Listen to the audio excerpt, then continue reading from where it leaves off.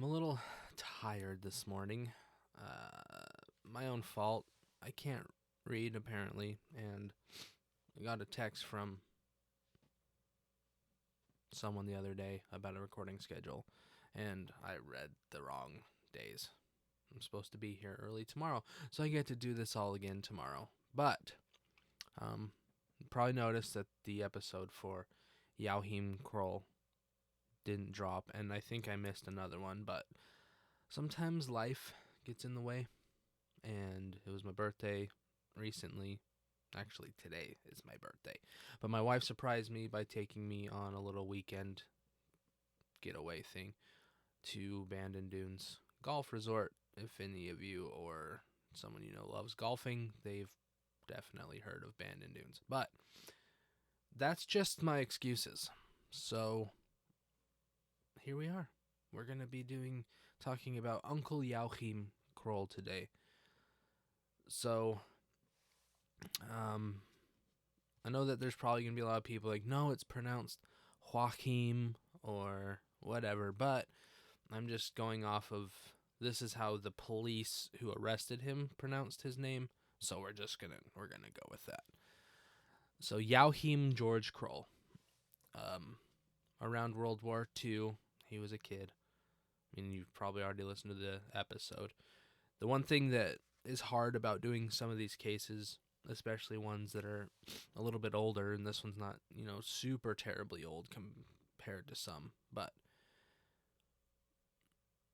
the problem is the reporting of it all. So it's like nobody could agree on how many siblings he had, and it's like part of that's World War II. Documents are getting destroyed left and right. There are things just disappearing. Either they're being hidden, destroyed, whatever.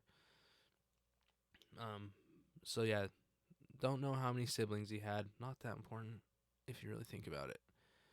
But he had a bunch of siblings, and the controversy in this case that I didn't really touch on as much in the regular episode is that Joachim had a lower IQ, but nobody can agree on if he was faking it or not. I think he was slow, but I don't think he was as slow as people thought he was. I think he was smarter than he let people believe. He was smart enough to hide that, I think. There was a book I read. It was, I wish, I like scrubbed it from my brain because I read it and I was like, oh, okay. It was one of the first things I read on the case. And I was like, oh, this is interesting. And then the author starts contradicting themselves. It's almost like they wrote the first half of the short book and then like put it down for a couple years and then came back and had completely changed their mind about everything in their entire lives. And it was like along the same lines of they were saying that he wasn't smart enough to realize what he was doing was wrong. But then later they said that he was very smart in hiding. Like, it was just weird. Like, they were talking about how he's too mentally challenged to understand right and wrong, and then later he was hiding, like, doing things because they were wrong. Like, he was hiding, like, I don't know. Like, that's, like, it was so, like, you can tell. I just can't wrap my brain around it. So it's like he either was not smart enough to know what he was doing was wrong, or he was not both. He didn't try to hide things, but he did try to hide things is why I think it could be confusing for people.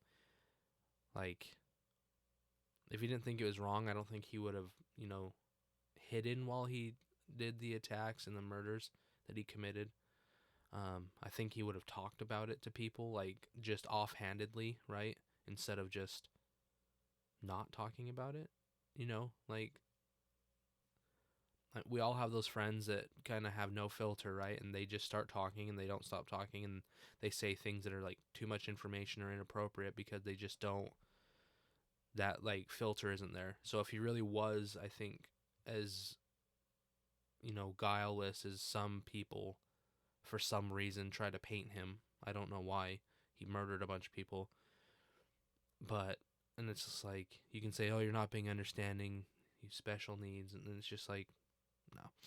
I don't think he was as special needs as he led people on. I do think that there was some learning disabilities there.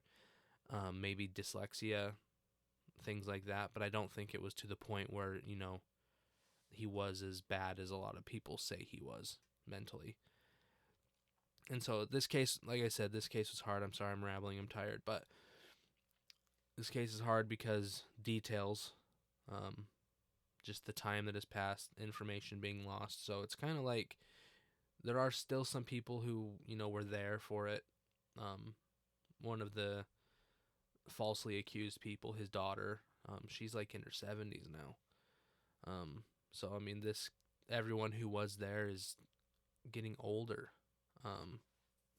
She's not in her 70s because some of the police officers that were there are in their 70s. So she's probably, in her late 50s, but because math. But this story is just weird because we all know that like person who everyone just knows in the neighborhood, and that quiet person, but think about like that person you may know, that maybe older person, single, very nice, at least on the outside. That was Joachim, right? He was always very timid, very quiet, preferred being around children because I think that his thought processes were closer to theirs, without any of the filters that we pick up as we get older. I think that's why he liked being around kids, is because they were like him without necessarily those filters or those social normalities that get drilled into all of us. And he's just a weird guy. Did a lot of weird stuff. I mean, he had those weird rubber dolls. Like, that's a red flag right there. So if any of you have these strange rubber dolls and you like to choke them, please get help. Please get help.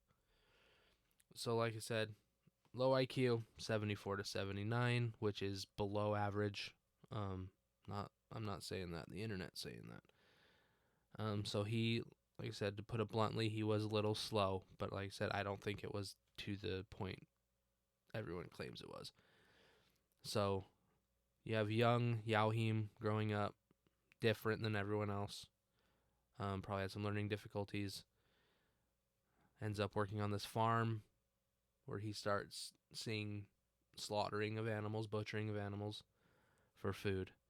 And he really enjoys it for some reason. Like, I don't do blood. No, but at the same time, I also worked at a sewage treatment facility because it's not blood. Some people just can't handle it, and some people apparently like it too much. So that's where he starts, I think, getting the idea of enjoying killing, and, starts slaughtering the animals on the farm, volunteers for it, does it all. And then I think it just escalated from there, like, and who knows, usually like stuff like this is a sign of abuse, and his father did abuse him, but I don't think it was anything other than physical and emotional, which, is bad enough, but I don't think he was abused sexually. Like, there's nothing about that. There was not even a hint or a whisper about that. It was mostly physical abuse, and then his father it's World War II, he's fighting, he gets captured, nobody ever sees him again. He becomes a Russian POW and disappears into the the Russian prison camps. The family hits hard times. They move to a very small house. The kids start aging out and moving away, and eventually it just gets down to Joachim and maybe one or two others, and then he flies the coop as well. Working his farm jobs, he's making enough to stay at least in a hostel, and so that's what he does. Ends up getting a job, all this stuff, and then, you listen to the episode. What I'm more curious about is how many people he actually killed. I don't think he even remembered half the things he did. Like in the episode, the officers were taking him around to cold case spots after he started confessing. So there were some where he was just straight up confessed, told them what happened, where it happened, how it happened, recreated things. Even you can look online. There's pictures of the recreations, and that woman who is recreating one of the scenes with him, more brave than me. Letting that little dude just get that close to you, period. So, but yeah, I think he did a lot more. I think he did more than he told people, and he was getting taken around all these sites, and he couldn't remember some of them because buildings had been there, and I think he's a very visual person, so he could show up and be like, oh yeah, I remember that tree, I remember that, I remember this, I remember doing that, I remember doing that, but it's all visual cues. So when those visual cues were gone, he had nothing to lock onto. And so I think he did more than he let on. He's dead. But just the amount of murders, he admitted to 14, but I think there was more than that. A lot of people think there's more than that. It's not just me. But just the way he just integrated himself into his neighborhoods, always ingratiating himself among the kids. And there's some big gaps in his killing that I don't know. I don't think that he was, mentally impaired enough to be innocent. But I also think that his mental impairments didn't help him. I think today we would consider him on the spectrum. I don't think that he had the same social abilities that most people have. And I think some people are just born with some wires loose in their noggin, and they just can't empathize. I think he maybe had a lack of being able to empathize with people, right? And I'm rambling again, and I'm sorry, this is probably one of the worst ones, but I just want to get it out to you and let you people know. I just want to let you all know that I care. And when I say I'm going to do something, I'm going to do something. So, I just can't, I wrote it in the script, but I just can't get the scene out of my head of this guy, in his kitchen, his little dinky apartment, standing over the stove, just stirring away, just stirring that pot and knowing what's inside. This is one of those cases where it was hard not to get emotional. Thinking about, people ask why I do certain cases and don't do some cases. Is I've had people say, oh, why don't you do this case? It happened where you live. And it's just because selfishly, there's not that air gap, what I want to call it. There's not an air gap there where there's, I can't remove myself. And, you have to be able to do that to a degree when you're doing these cases, or else it just will tear you up. And this is one of those cases where it's just the air gap, for whatever reason, collapsed or grew smaller, and it just hits you different, especially I think when there's kids involved.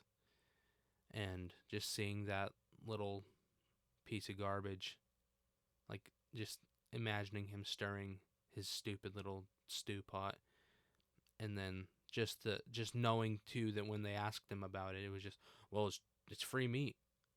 I mean, that's basically what it boiled down to him.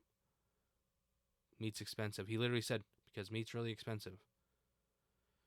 And I think that was, I don't know, like it's hard to tell if that was just no empathy or something else entirely, just cold heartedness or evil. But just that image of him standing over that pot is just, no, it's just too much.